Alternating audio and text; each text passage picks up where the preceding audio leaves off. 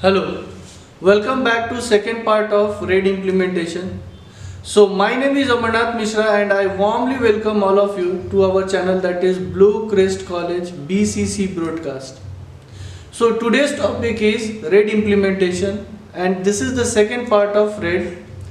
We will see today how to configure the RAID in the RAID disk mirroring.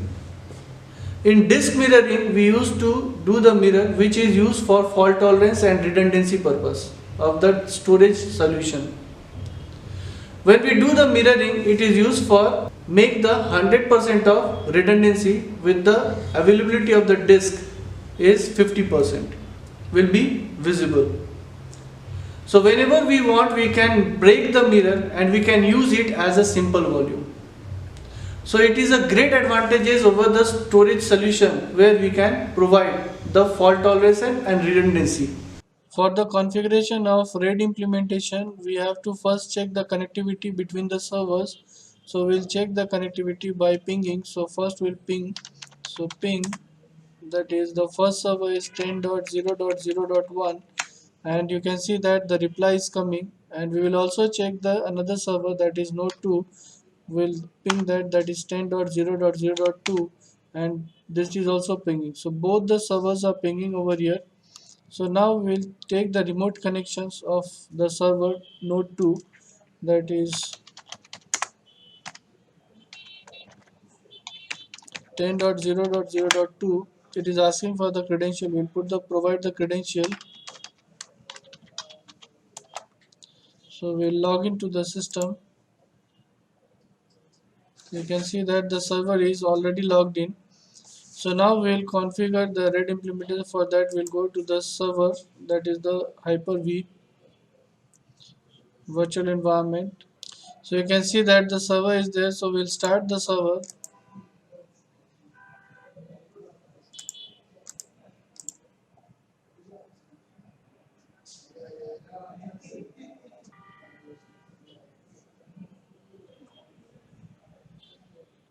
So system has logged in. You can see that we'll log into the system.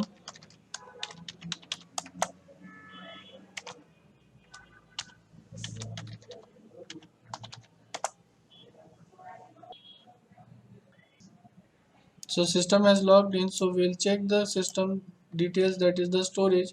So we have a storage of here, that is in the system drive, that is C drive, E drive and F drive. So we can see that there are three volumes are there. So we'll go to the disk management. So for that we'll go to the server manager, we'll go to tools and then we'll go to the computer management, and from computer management, when we come to the computer management, there is a disk manager. In the disk management we can see that the disk is already configured with the disk 1, disk 2 and disk 3. So here you can see that all the three disks is available over here, disk 1, disk 2 and disk 3. And here you can see that it has been configured with the simple volume and spanned volume. We'll create a volume that is called mirror volume. So we can see that the unallocated space. So now we'll go to the unallocated space, and when we come to the unallocated space, we'll right click, go to the mirror volume. So before we go to the mirror volume, we can see that there is a simple volume and spanned volume. We'll go for the mirror volume. So now we will right click to the unallocated space and we'll go for the mirror volume. So when we come to the mirror volume, there is a welcome wizard has appeared. So you can see that welcome to the new mirror volume wizard. So we'll go to the next. You can see that there are three disks is available for this mirror configuration. For the mirror configuration, we need only two disks required over here. So we'll connect to the disk. So we'll take one disk that is over here. So you can see that we will add one disk over here and go to the volume size. So we'll provide at least 500 MB. So actually it is taking 500 from each of the disk, but it is showing only total it is the 1000 MB, but it is only displaying 500 MB. 500 MB it is taking as a redundancy purpose.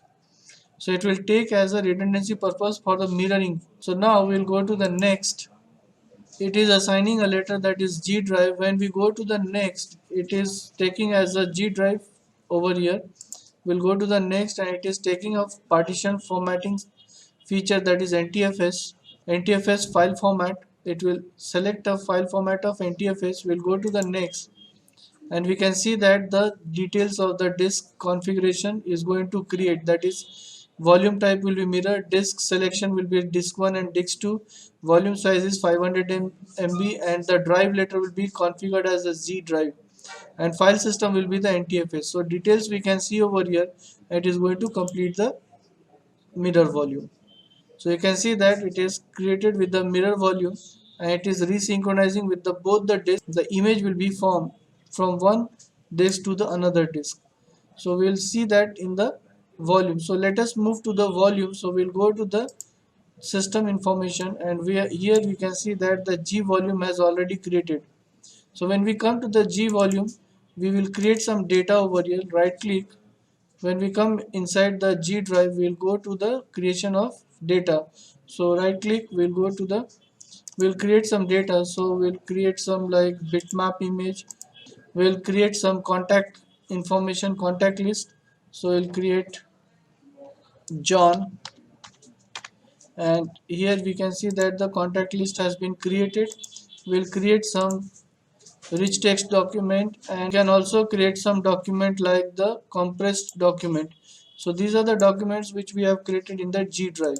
It is basically the mirror volume, and now we will see that the information which we have created in the G drive we can see as a redundancy feature. So when we come to the disk management again, we will see here we will make a disk error. So what we will do, we'll put a disk error so that we'll see that the redundancy is happening or not. So we'll right click to the disk and we'll take offline.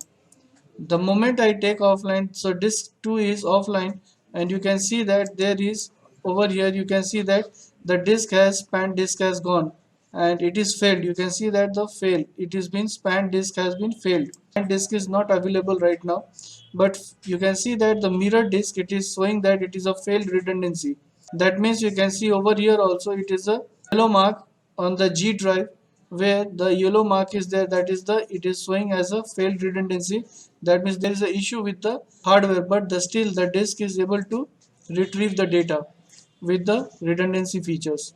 So if I go to the volume information, we'll go to the system and we'll collect the information of the volume. So you can see that G drive is available and the data is also available, but actually the disk is having error. So we can see that the disk is already available, disk is having a problem, but data is available. So we'll minimize this, and now we'll go to the disk volume information. So we'll go to the disk management, and now we can initialize the disk. We'll create online disk, and the disk is available. Now what we will do, we'll initialize the disk and we will reactivate the disk. The moment we reactivate the disk, it will be resynchronize the disk and the data will be synchronized. So when we provide this kind of disk information, it will be automatically sync with the disk other. Now if we want to break the mirror, when we right click the mirror disk and we go for the break mirror volume, when it is breaking the mirror volume, it will create a two separate simple volume. The moment we break the mirror volume, we can see that there are two volume has been separated. That is G was the mirror, but now it has converted to the simple volume, and new volume has created, that is H volume. So you can see that the same data will be replicated to the another volume, that is H volume. So we'll move to the system information.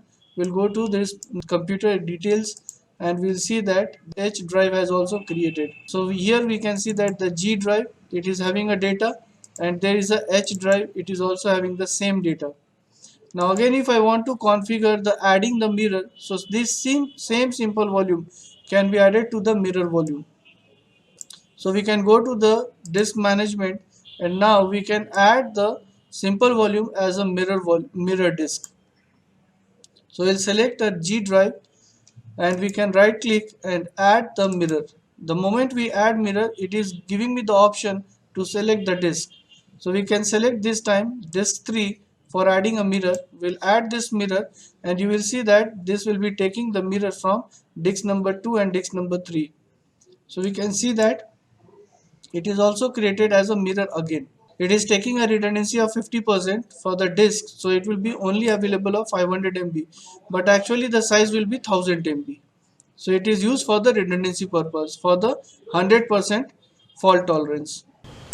So I hope you have understand how to configure the RAID implementation. Within that you have seen that to configure the mirror implementation, that is disk mirroring, and within that disk mirroring we have also seen that how to configure the breaking of mirror disk, and which convert that mirror break in a simple volume.